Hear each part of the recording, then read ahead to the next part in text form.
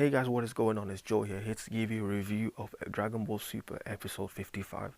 Now just a quick heads up warning guys, this video will contain spoilers, so if you haven't seen the episode already, I suggest you go and do that right now so you don't spoil it for yourself. And I know looking on Instagram and YouTube comments especially, and on Facebook, there are a lot of spoilers, so I do suggest you go and watch that. Not that there's anything, to the extreme um, that will be spoiled, I think, but I just suggest you go, just catch up on it anyway, just to be sure.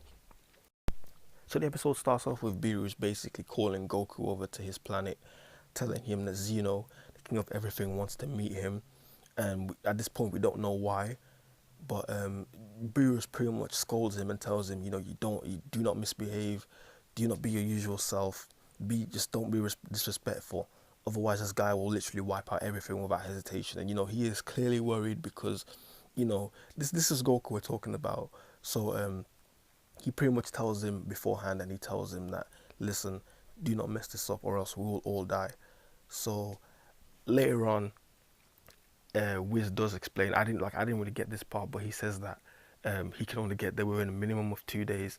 Now, for some reason, I don't know, maybe someone can explain it for me, but he couldn't get there with it. He can only get there within 2 days, whereas the Supreme Kai could get there instantly.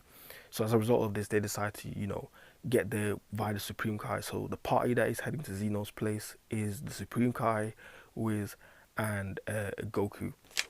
So, they pretty much head there, and after this, they pretty much say the same thing that Beerus has told Goku. Do not misbehave, and apart from that, they haven't really said anything different. I think it's also worth knowing that during the meeting with the Supreme Kai, Wiz also mentioned that Gods of Destruction and Kaioshin come in groups. So this meant that if Kaioshin died, God of Destruction also died, which I think will be very, very important. Well, in my opinion, I think will be very important to the plot, to this storyline down the line. I don't know how it's gonna work, but they wouldn't just throw that in there just for no apparent reason.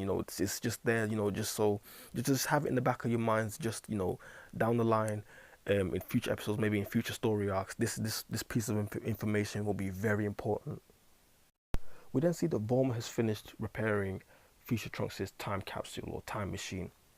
So this means that Goku, Vegeta, and Trunks can now head to the future to have this final showdown with Black Goku, who I'm fairly certain, like 99.99% sure, is Zamasu at this point. Like I've seen, like, it's just like there's no rumor or theory to it. It's just I'm like fairly certain that, like, I'm pretty sure everyone and their mom knows, like, this guy Black Goku is Zamasu at this point. So after this, we then pan over back to Goku, Wiz, and the Supreme Kai, and they're now at Xenos Palace.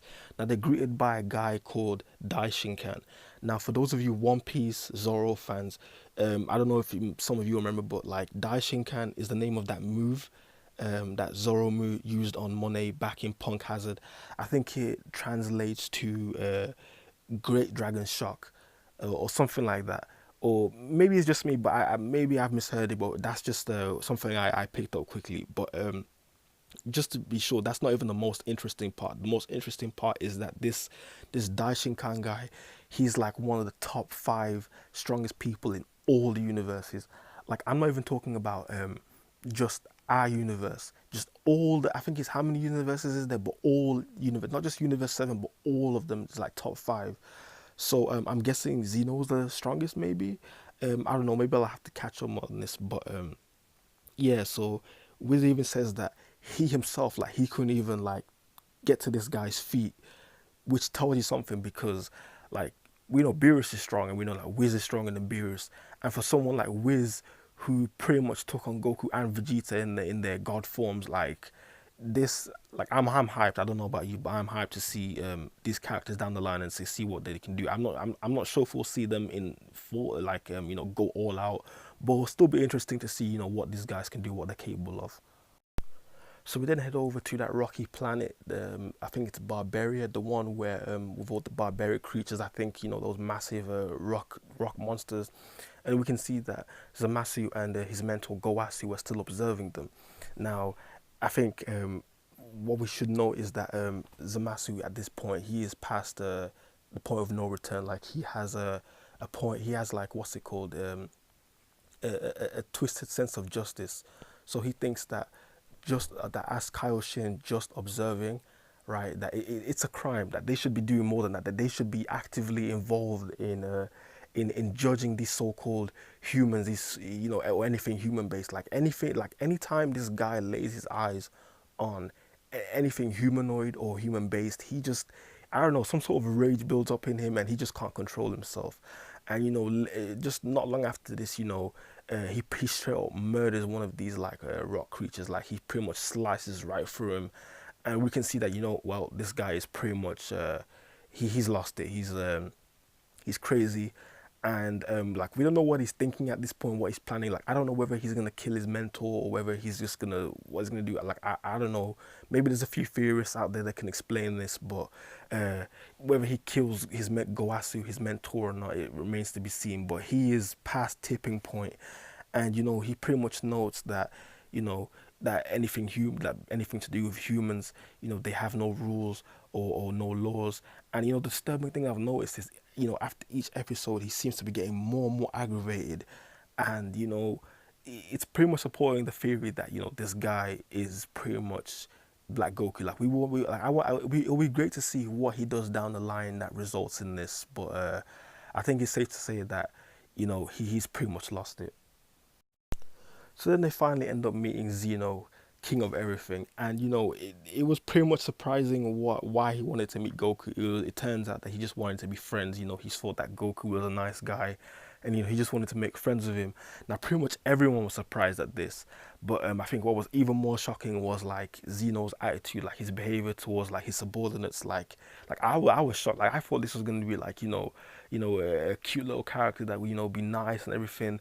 But I guess, you know, when you're king of everything, you can pretty much do whatever you want. Like he says stuff like "shut up and disappear," you know, all this, you know, proper aggressiveness, and like I was like, oh, he's like this. You know, I could see why Beerus and Champa and the rest of them were pretty much worried about what Goku was gonna do. So after that, you know, Goku tells him, Primo ends up lying and says that, you know, I'm gonna bring someone, you know, first, you know, like I promise I'll play with you and stuff like that, and promises to bring him someone else. Like at this point, we're like thinking, oh, I was thinking, you know, maybe he's gonna bring Vegeta, or maybe someone like Beerus or something, someone else to, you know, like a playmate or something. I don't know. So and then we find out later, a few minutes later, that he was lying. So I was like, whoa. And you know, they're pretty much everyone is pretty much worried. It's like, okay, you know, there's one thing you don't do, and you just don't lie to the king of everything. And they're telling him, well, you can't just think of it on the spot. So after that, like nothing really substantial happens for a while, and then the episode pretty much ends, and Goku, Vegeta, and Trunks then head back to the future in the time machine that Bulma ended up preparing. Now the next episode is revealed to be Super Saiyan Rose. Like like me personally, I kept away from rumors. Like I saw rumors, but I didn't really believe them. I just thought, you know, this is just like fan fiction or something like that. But when I saw Super Saiyan Rose, I was like, yo, you gotta be kidding me. Like I just ignored it completely. But when I saw it at the end of the episode, I was like, wow, this is hype. So it'll be interesting to see what they're gonna do with this, how Black is gonna, you know, approach these guys. Because come on, man, like the last time we saw him, you know, he was taken back to the future. Maybe they'll explain how he attained this phone. Maybe he had this phone to begin with, or you know, something like that. You know, it'll be good to see. Like I'm just hyped to see the next episode. I don't know about you guys, but yeah, that's pretty much it. The episode pretty much ends after that. Um, anyway, thanks for watching, guys. I hope you enjoyed this video. If you can, just leave a like and a subscribe and comment, and hopefully, you know, see you next video.